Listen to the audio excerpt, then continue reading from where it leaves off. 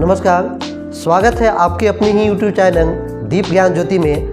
आज हम लोग इस वीडियो में बात करेंगे रीजनिंग के वैसे प्रश्न जो आपसे हर कॉम्पिटिटिव एग्जाम में पूछे जाते हैं, मगर सही कॉन्सेप्ट नहीं होने के कारण आप वैसे प्रश्न को छोड़ देते हैं।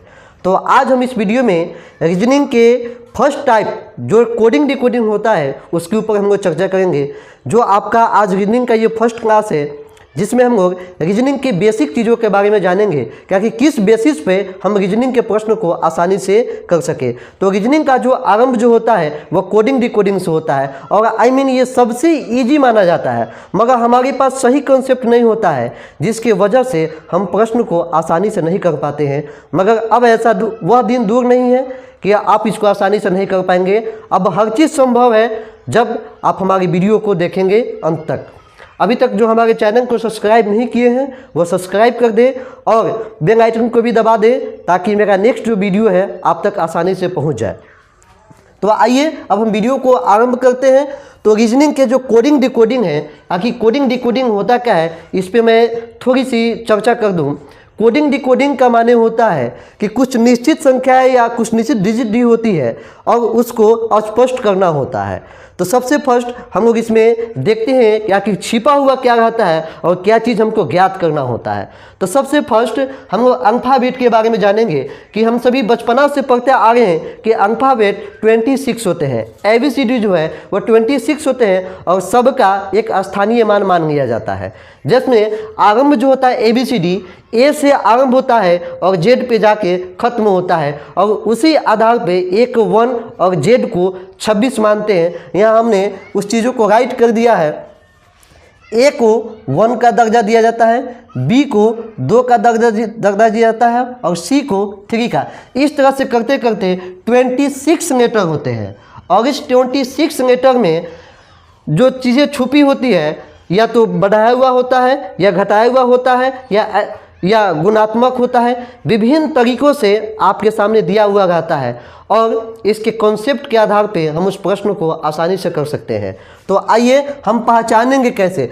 तो A तो हमें आसानी से याद रहेगा, A1, B2, C3, D4, E5। यहाँ तक हमको याद करने में कोई परेशानी नहीं होती है, लेकिन जैसे ही हम इसको आगे आते हैं हमारे पास समस्याएं आ जाती हैं। मगर घबराना नहीं है, हर चीज़ का समाधान है। इस दुनिया में कोई भी ऐसी समस्याएं नहीं है जिसका समाधान नहीं है। समस्या हमेशा समाधान लेकर आती है, इसलिए समस्याएं आती हैं तो उसका वेलकम कीजिए, उसका स्वागत कीजिए, आपको नई राह देने वाली है। तो आइए अब आपकी समस्याओं को चुटकी में ख़त्म करेंगे। एफ हम सभी जानते हैं कि एफ का आकार यह होता है। अगर इसको इस तरह से बना के और इसको पलट दिया जाए तो ये आपका 6 हो जाता है। इस अनुसार एफ जो होगा वह 6 पर होगा। हम सभी शुरू से सुनते आ रहे हैं G7। अगर G को हम इस तरह से लिख के और इसे यहाँ पे कर दे और ये थोड़ा सा हाइड कर दे तो आपका 7 हो जाएगा। H जो है वह 8 पे होता है। H का आकार यह होता है। अगर इधर से मिला दिया जाए और इधर से कर दिया जाए तो 8 के आकार का यह हो जाता है। आई जो होता है वो आपका 9 पे होता है, इस तरह से होता है। अगर थोड़ा सा इसमें एक्सचेंज कर दिया जाए तो यह 9 के जैसा दिखने लगता है। इसके बाद जे जो है जे आपका 10 पे होता है। ठीक, नेक्स्ट है K11, यानी इस तरह से K है और यहाँ पे देखिए एक ये वाला भाग और इस भाग को लिख दीजिएगा तो आपका 11 का चर्चा हो जाएगा। इसलिए K को 11 पे याद रखना है। नेक्स्ट जो है N जो है वो 12 पे होता है। अगर थोड़ा सा इसमें परिवर्तन करके अगर इस तरह से बना दिया जाए और यहाँ पे 1 रख दिया जाए तो ये 12 हो जाएगा। नेक्स्ट है आपका M और N, इसको याद रखना है 13, 14। नेक्स्ट है आपका O जो है वो 15 पे होता है, P जो है वो 16 पे होता है, Q जो है वो 17 पे होता है, R जो है 18, S 19 और T20। इसको याद रखने का तरीका है T20। बार बार हम लोग मैच देखते हैं इसलिए ये एकदम आसान चीज़ है, T20। नेक्स्ट U जो है वह 21 पे होता है, V जो है वह 22 पे होता है, W 23 पे, X 24 पे, Y 25 और Z 26। और इसको आसानी से याद रखने के लिए आप ई ज्योति रख सकते हैं, यानी 5 इधर फिर 5 इधर फिर 5 इधर 5 इधर। इस तरह से करते करते E5 पर, J10 पर, O15 पे, T20 और Y25, इस तरह से आप इसको याद रख सकते हैं। मगर आपका समय ज़्यादा ना लेते हुए हम डायरेक्ट क्वेश्चन की दिशा में आते हैं कि क्वेश्चन को कैसे हम सॉल्व करें। तो ये आपका क्वेश्चन का फर्स्ट टाइप है। इसके बाद अनेकों इसके टाइप हैं, लेकिन ये क्वेश्चन का फर्स्ट टाइप है जिसको आप आसानी से बना सकते हैं। आइए, अगर किसी सांकेतिक कोड भाषा में, किसी कोड भाषा में बैट को CBU कहते हैं, किसी सांकेतिक कोड भाषा में, किसी सांकेतिक भाषा में बैट को CBU कहते हैं, तो फिर इसी कोड भाषा में मैप को क्या कहेंगे, MAP को क्या कहेंगे। आइए क्वेश्चन आपका देखते हैं। किसी निश्चित कोड भाषा में बैट को CBU कहते हैं, तो फिर इसी कोड भाषा में, कोड बदलना नहीं है, इसी कोड में किसको, मैप को क्या कहेंगे, मैप बराबर व्हाट। तो यहाँ करना क्या है, हम दोनों के स्थानीय जो मान है उस मान को देखेंगे कि आखिर इसमें किया क्या है। अगर आप दोनों के मान को लिखते हैं तो आसानी से आप समझ जाएंगे कि क्वेश्चन में किया क्या है। ये तो क्वेश्चन है, लेकिन यह इसका आंसर है, और इसी बेसिस पे, इसी आधार पे इसका भी पूछ रहा है कि इसका क्या होगा। तो आइए हम इस दोनों का मान के लिखते हैं। तो B का 2 होता है, A का 1 होता है, और T20 हमने अभी बताया भी है कि T20 होता है, 20 होता है। आइए इसी आधार पे इसको देखते हैं।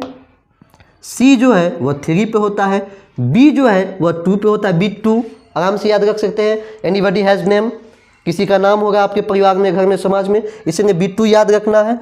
और U जो है वह 21 यानी 21 पे होता है। अब हम देखते हैं कि आखिर B के बाद C ही क्यों लिखा गया। तो आप आसानी से कह सकते हैं कि सर B के बाद C आता है, मगर यहाँ हम जो देख रहे हैं A के बाद B आया, लेकिन यहाँ T के बाद U आया। लेकिन इन चीज़ों पर हमको ध्यान नहीं देना है, हमको ध्यान देना है कि आखिर एक वर्ड क्यों रहा है।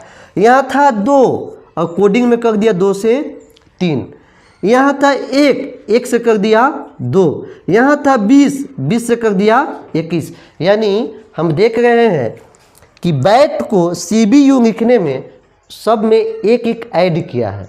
जस्ट लाइक वही चीज़ हम यहाँ पे करेंगे, क्योंकि कह दिया है कि किसी निश्चित कोड भाषा में इसको यह कहते हैं, तो उसी कोड भाषा में, यानी जिस कोड भाषा में इसको लिखा है उसी कोड भाषा में हमको मैप को भी दर्शाना है। तो घबराना नहीं है, बस जस्ट लाइक वही कंडीशन इसके साथ करेंगे। तो हम सभी जान गए कि मैप M को जो है वह 13 पर लिखते हैं, A जो है वह 1 पे होता है, और P जो है वह 16 पे होता है। बस यहीं पे आपका कहानी खत्म होता है। कहानी खत्म कैसे होता है, जिस तरह से इसमें एक ऐड किया है, जोड़ा है, बस हम भी इसमें ऐड कर देंगे। अगर 13 में 1 जोड़ते हैं तो हो जाएगा 14, 1 में 1 जोड़ते हैं तो हो जाएगा 2, 16 में 1 जोड़ते हैं तो हो जाएगा आपका 17। अब हम सभी बेहतर तरीके से जानते हैं कि 14 जो मान होता है वह n का होता है। इसके बाद और बेहतर जानते हैं कि 2 जो मान होता है वह b का होता है, और उससे बेहतर जानते हैं कि 17 जो होता है वह q का होता है। इस प्रकार से बैट का अगर कोड CBU है तो मैप का जो कोड होगा NBQ।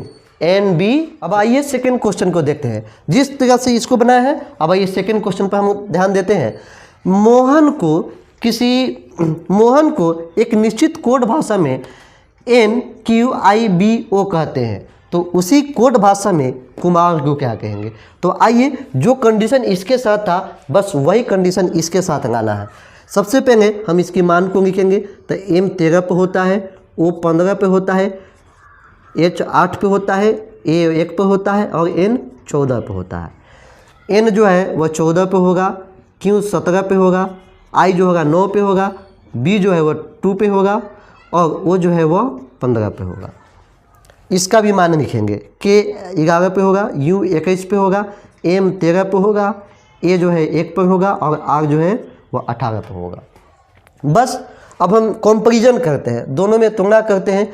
था 13 से किया 14, था 15 से कर दिया 17। इसके बाद था 8 से कर दिया 9, था 1 से कर दिया 2, था 14 से कर दिया 15। हमने देखा कि कहीं 1 जोड़ा है तो कहीं 2 भी जोड़ा है। इस चीज़ को कंसेप्ट में याद रखना है, ठीक। तो यहाँ हम वही कंडीशन करेंगे। प्रथम में 1 जोड़ा है, हम भी प्रथम में 1 जोड़ देंगे। है 11, 11 में 1 जोड़ देंगे, हो जाएगा आपका 12। ठीक, 12 पर जो आपका जो होता है वह एंग होता है। ठीक है, था 15, 15 से कर दिया 17, यानी यहाँ 2 ऐड किया है, इस चीज़ को याद रखना है। हम भी इसमें क्या करेंगे, 2 ऐड कर देंगे। 21 2 23 होता है। अब हमको ढूंढेंगे कि 23 पे कौन होता है, 23 पे आपका W होता है। इसके बाद था 8, 8 से कर दिया 9, यहाँ है 13, 13 से कर देंगे 14, 14 पे जो आपका होता है वह N होता है, N कर देंगे। इसके बाद नेक्स्ट A था 1 पे और यहाँ कर दिया 2 पे, यानी एक इसमें ऐड किया है, हम भी इसमें ऐड करेंगे तो ये भी हो जाएगा 2, तो 2 पे जो आपका होगा वह आपका हो जाएगा B। इसके बाद N था 14 पर, 14 से कर दिया 15, यहाँ है 18, 18 में 1 ऐड करेंगे आपका हो जाएगा 19, 19 पे जो आपका होता है वह S होता है। इस तरह से किसी निश्चित कोड भाषा में मोहन को NQBIBO कहते हैं, तो उसी कोड भाषा में कुमार को NWNBS कहते हैं। अब आइए एक लास्ट क्वेश्चन को देख लेते हैं, इसके बाद मैं कुछ टास्क दूंगा। अगर आप इसका स्क्रीनशॉट लेना चाहते हैं तो स्क्रीनशॉट ले सकते हैं। अब आइए क्वेश्चन नंबर 3 को देखते हैं कि किसी निश्चित कोड भाषा में बेस्ट को अगर DGU भी कहते हैं तो उसी कोड भाषा में रूबी को क्या कहेंगे। क्वेश्चन यहाँ तैयार है, तो देखिए B का जो मान होता है वह 2 होता है, E का मान 5 होता है, S का मान 19 होता है और T का 20 होता है। और देखिए यहाँ क्या, D का 4, G का 7, U का 21 और V का 22। देखिए यहाँ था 2, 2 से कर दिया 4, यह था 5, 5 से कर दिया 7, था 19, 19 से कर दिया 21, था 20, 20 से कर दिया 22, यानी इन सभी क्वेश्चनों में 2 2 बढ़ा दिया है। जस्ट लाइक वही कंडीशन हमको इसके साथ करना है। यहाँ है 18, 18 में 2 ऐड कर देंगे, हो जाएगा 20, 20 पर जो मान जो होता है वह T का होता है, T लिख देंगे। 5 से किया है 7 तो हम भी कर देंगे, 21 में 2 ऐड कर देंगे तो हो जाएगा 23, 23 पे जो होता है वह आपका 23 पे देख लीजिए आपका होता है W, यहाँ क्या कर देंगे W। इसके बाद B होता है 2 पे और इसमें 2 ऐड कर देंगे तो हो जाएगा 4, 4 पे जो आपका होता है वह D होता है, यहाँ D लिख देंगे। इसके बाद I जो है वह 9 पे होता है, इसमें 2 ऐड कर देंगे तो 9 2 11, 11 पे जो आपका होता है वह K होता है। इस तरह से किसी निश्चित कोड भाषा में बेस्ट को DGU भी कहते हैं तो उसी कोड भाषा में रूबी का जो मान होगा वह TWDK होगा। इस तरह से आप हमारे चैनल को सब्सक्राइब करें, और यह कोडिंग डिकोडिंग का फर्स्ट क्लास था। फिर आप अगले वीडियो का इंतजार करें, और जो हमारे चैनल को सब्सक्राइब नहीं किए हैं वह दीप ज्ञान ज्योति चैनल को सब्सक्राइब करें और घंटा के बटन को भी दबा दें ताकि नेक्स्ट जो वीडियो है आप तक आसानी तक पहुंच सके। Thank you for watch.